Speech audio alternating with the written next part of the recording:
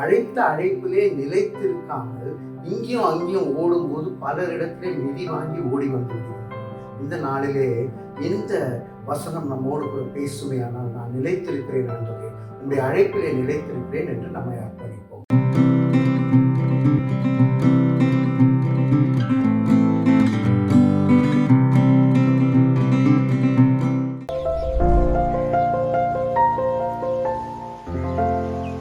பிரியமானவர்களே, 1 கொரிந்தியர் 7வது அதிகாரம் 20வது வசனத்திலே, அவனவன் தான் அழைக்கப்பட்ட நிலைமையிலே நிலைத்திருக்க கடவன். ஒவ்வொருவருக்கும் ஒவ்வொரு அழைப்பு இருக்கின்றது, ஒரு இலக்கு இருக்கின்றது. அந்த இலக்கை நோக்கி நாம் ஓடிக்கொண்டிருக்கின்றோம்.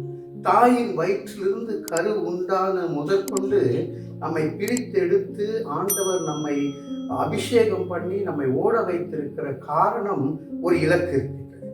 அது இன்றைக்கு நமக்கு தெரியாது, ஆனால் அந்த இலக்கை நோக்கி நாம் ஓட வேண்டும். அந்த அழைப்பு, அது பரம அழைப்பு என்று சொல்லப்படுகின்றது. அந்த அழைப்பை நோக்கி நாம் அவனவன் நிலைத்திருக்க கடவன் என்று சொல்லி, இங்கே இருந்தாங்க, அங்கிருந்து இங்கே இருந்தாங்க அப்படின்னு ஓடிட்டே இருக்க வேண்டாம். ஆனால் நமக்குன்னு கொடுக்கப்பட்ட இடத்திலே நிலைத்திருந்து ஓட அழைக்கப்பட்டிருக்கிறோம். ஒரு மைதானம் இருந்தது. அந்த மைதானம் ஈரப்பதம் நிறைந்த மைதானமாக இருந்தது. அந்த கிரவுண்டில் ஒரு எர்த்வார்ம், ஒரு மண்புழு அப்படியே மெதுவாக மேலே வந்து பார்த்துதான். மேலே வந்து பார்த்ததுமே அது ஒரு நத்தையை பார்த்தது. அந்த நத்தையை பார்க்கும்பொழுது, என்ன அழகாக இருக்குல்ல இது, அது பாரு, எதிரி யாராக வந்தாங்கன்னா உள்ளே போயிடுது, அதுக்கப்புறமா வெளியில் வருது, நான் இஷ்டப்பட்ட நேரத்தை வெளில வந்து சாப்பிட்டுட்டு உள்ளே போயிடுது அப்படின்னு சொல்லி இந்த மண்புழு அந்த நத்தையை பார்த்து ஒரு ஏக்கத்தோடு வாழ்ந்தான். அதுக்கு பிறகு ஒரு நாள் ஒரு எம்டியான அந்த நத்தை ஷெல்லை மாத்திரம் பார்த்தது. காலியாக இருந்தது அந்த ஷெல்லு.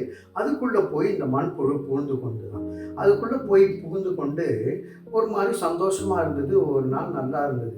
திடீரென்று அங்கே மேய்ந்து கொண்டிருந்த மாடு என்ன பண்ணுச்சுன்னா, இந்த நத்தை ஓட்டை தெரியாமல் மிதித்து விடுகின்றது. அந்த மிதித்ததுமே இதுக்கு செம்ம அடி.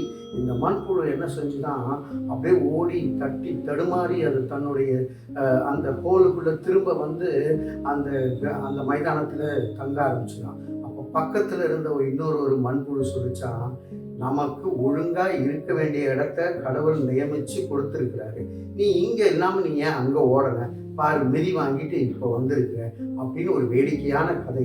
ஆனால் பல நேரங்களில் நம்முடைய வாழ்க்கை கூட அப்படிதான் இருக்கின்றது.